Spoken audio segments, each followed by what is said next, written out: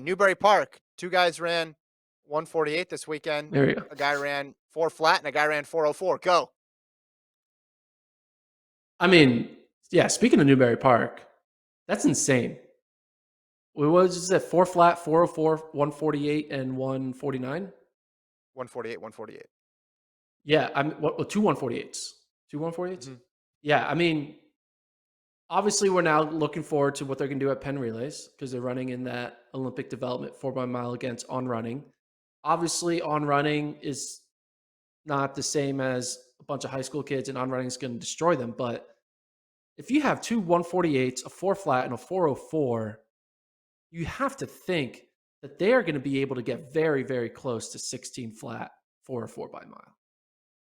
I mean, if they have It's people, tough. because If they they're have going to people. have, I think they're going to have two sub-4 guys. I think they'll have a 357 and maybe a 359. And then basically they got to only give up 4 seconds.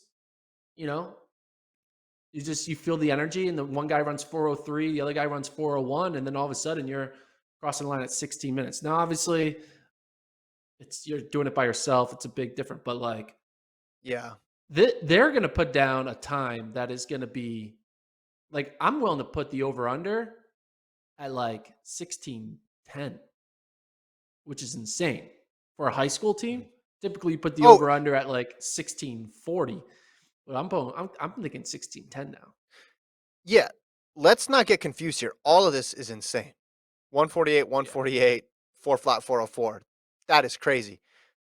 In the context of Newbury Park, though, we're just used to saying all-time times. And then with someone like Colin Solomon now, look at the resume he's put together this year. It's going to be fun to compare him to the all-time greats once his season's over. I almost don't even want to do it now because you don't know what else he's going to do. So it's going to change the context of the conversation completely by the time we get to the end of the season. I wonder if that 4x mile, and I don't know, they might add other teams as well too, correct? So they'll have more people to I run with think them. so. Yeah. But as it stands right now, I almost wonder about the strategy of, hey, we are going against a pro team or pro teams. What if we just put our best runner first? I know usually people put their best runner last in situations like this. So that runner can be sure to get the benefit of like some competition.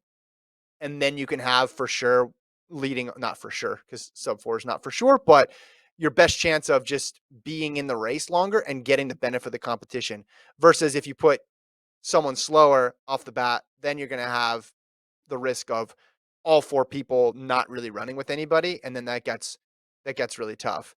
Listen, I mean, they did the thing solo with the Armory and still ran fast.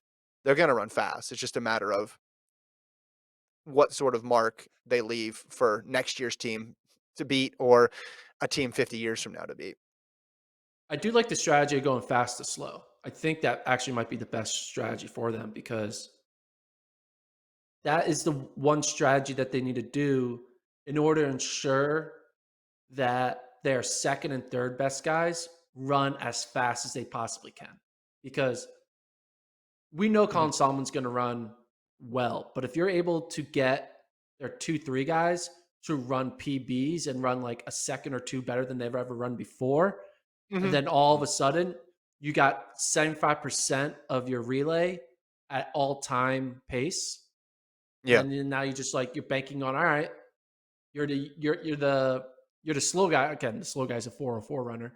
You're a slow guy, and you'll just be like, all right, screw it, I'm going for it. And then you either burn out and you run 409, or you repeat what you ran or run even better. Yeah. I did like it when I was in high school. The coach sometimes would he would purposely go fast to slow to try to Right. put pressure on the slower guys to like, this is your moment to like step up in PB and just to keep you in the race, right? You just Yeah. want to be in Yeah. the race. Did it work? It worked. Yeah, I think it worked. I was the anchor a couple times freshman and sophomore year when I was the slowest guy, and then I was the lead Mhm. off junior and senior year. And it's interesting. It's like, it's kind of, it gives confidence to the slowest guy, being like, all right, they believe in me, All right, so I gotta believe Yeah. in myself. It's like a mental thing too. It's a Yeah. way to What coach you're gets you to thinking believe in is yourself. for a 4 by mile, you're thinking for 16 plus laps, how can I maximize the amount of time that my athletes are running with another athlete? Because that's what you want.